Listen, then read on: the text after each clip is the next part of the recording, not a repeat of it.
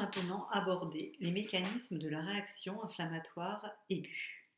Vous avez dû lire dans le schéma récapitulatif du déroulement de la réaction inflammatoire aiguë le mot phagocytose, entre le recrutement d'autres cellules immunitaires et les symptômes stéréotypés. Une fois arrivés sur le site inflammatoire, les macrophages et les granulocytes, qui sont des phagocytes, une des deux catégories de leucocytes, éliminent les agents pathogènes par phagocytose. La phagocytose fait intervenir un type de globules blancs, appelé les phagocytes, et se déroule en 5 étapes, voire le document 1. La première étape correspond à l'adhérence. Le phagocyte reconnaît et capte tous les agents infectieux issus d'une bactérie par un récepteur. La partie de la bactérie qui se fixe sur le récepteur du phagocyte est appelée un antigène. La deuxième étape correspond à l'ingestion. Le phagocyte englobe la bactérie fixée par son antigène au récepteur, puis le phagocyte l'enferme dans une vésicule cytoplasmique contenant des enzymes. La troisième étape correspond à la digestion. Les enzymes contenues dans la vésicule cytoplasmique dégradent la bactérie en de nombreux petits fragments.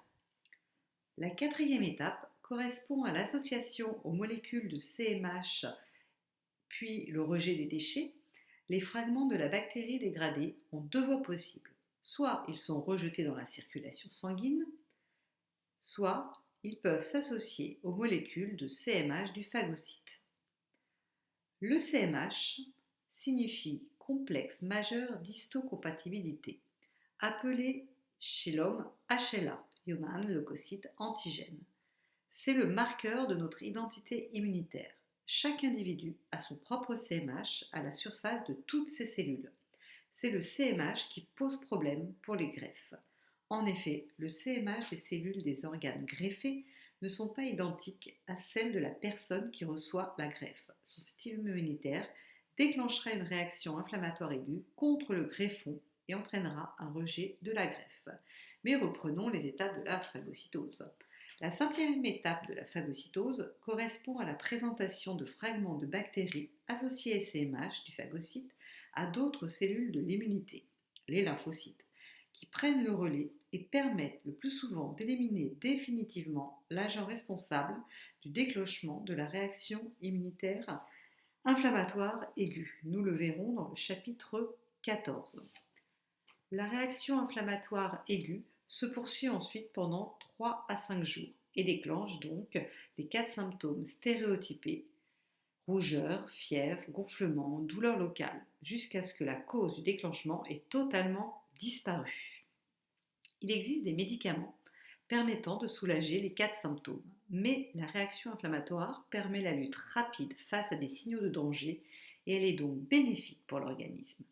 Les médicaments anti-inflammatoires, comme le paracétamol, peuvent être utilisés pour stopper une douleur trop forte ou diminuer la fièvre liée à la réaction inflammatoire.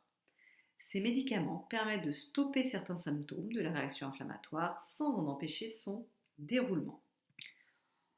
En conclusion, les réactions inflammatoires aiguës sont des réactions immunitaires innées qui sont présentes dès la naissance et sont génétiquement héritées des parents. La réaction immunitaire est mise en route de façon stéréotypée, identique chez tous les individus et avec la même rapidité. Elle se déclenche en 24 heures dès la première rencontre avec une situation de danger.